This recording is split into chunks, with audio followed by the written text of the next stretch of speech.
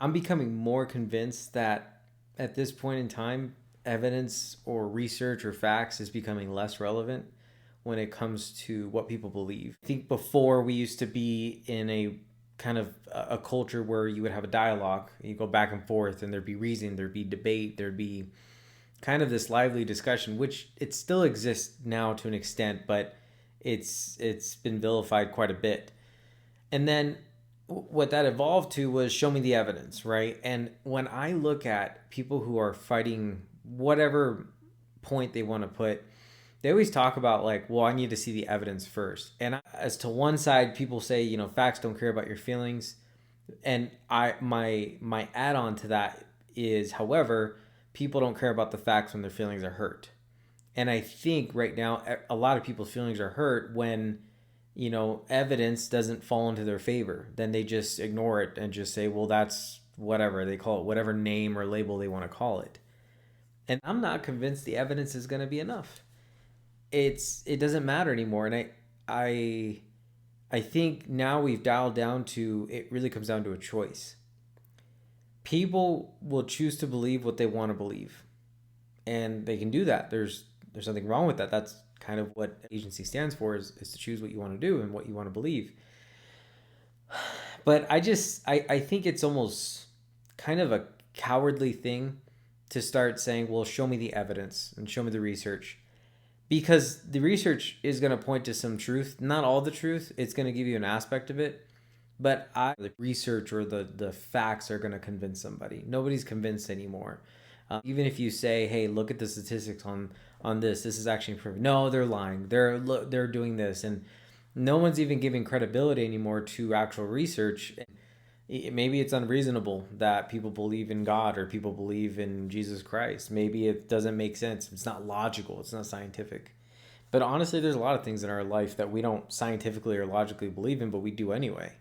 And that's okay. But don't I think it's such a weak argument to try and tell people like, well, you obviously don't know the history of your church, or you don't really understand the historic roots of whatever religion you're pretty much dogging on. It's kind of a coward thing, because you're just looking at it purely from logic. And when it comes to the human experience, it's not just about logic. That is one layer of figuring out the truth of a situation and defining what that truth is. And no, this isn't a my truth kind of thing. People who talk about my truth, again, that's a cowardice way of trying to basically say you don't believe. If you don't believe the research, just say you don't believe the research. If you're presented with ideas that you frankly just don't agree with and you don't have a reason to, don't just throw shade at them and say they're this or that and start calling them names. It's just simple as that. You don't believe it. That's it. End of story. Choose what you want to believe. But the second thing is, you have to own your choice if you're going to choose what you're going to believe. So when the world is not functioning in the way that you want it to, you can't blame anything for it, because ultimately it's the beliefs of the person who's observing this world that's going to determine the kind of world they're going to see and the kind of world they're going to experience.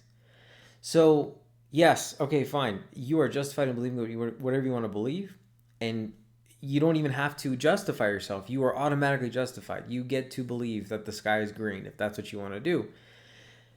But when everybody's saying the sky is blue and you're all mad because nobody's agreeing with you, well, then you have to own your choice and you have to be willing to change it. If you are not happy in your life, something has to change.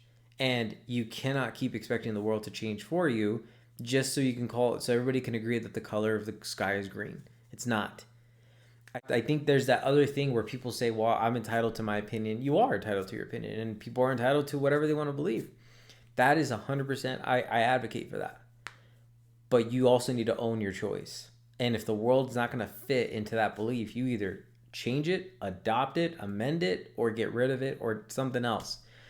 But you can't keep blaming the world. You can't say, well, I want to have entitled to my opinion, but then you expect the world to kind of believe that as well. Absolutely not.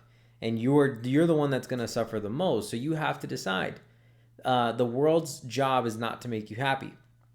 It is your decision to choose what happiness is going to be for you and move forward. And if you found that the world, no law, no legalization of anything, no nothing is going to actually fix that. Same thing with research. I also say with people say, well, when we finally have these or whatever rights or whatever, is legalized, it's not going to make you happy. I guarantee it. It's like people who like are so critical of the church, my church, and they start criticizing the policies that we have. And I always say, great, even if we did do exactly as you say to the T, you wouldn't be happy about it. You'd probably just find something else. And if you couldn't, you just go back and say, well, look at your history. So at the end of the day, you have to decide if you're going to be happy or not. And if you're not happy, then you need to own your choices and actually figure out what you're going to do from there. But no church policy, no government policy or law or person or people or system or place, none of that is actually going to make you happier. It's the choice that you make on the inside. So just a little tidbit on that. I think we're past evidence at this point. And so I think if you want to play the show me the evidence card, I think that's a weak argument, especially when it comes to religion or spirituality. It is not logical, religion and spirituality. It does not have the same grounds of proof that you would in other places. And it doesn't play by those rules. So you have to, I don't know, I think do better. If you're going to start asking somebody who feels spiritually sound in their mind and start saying they're oppressed or whatever, that's a weak argument. So try better.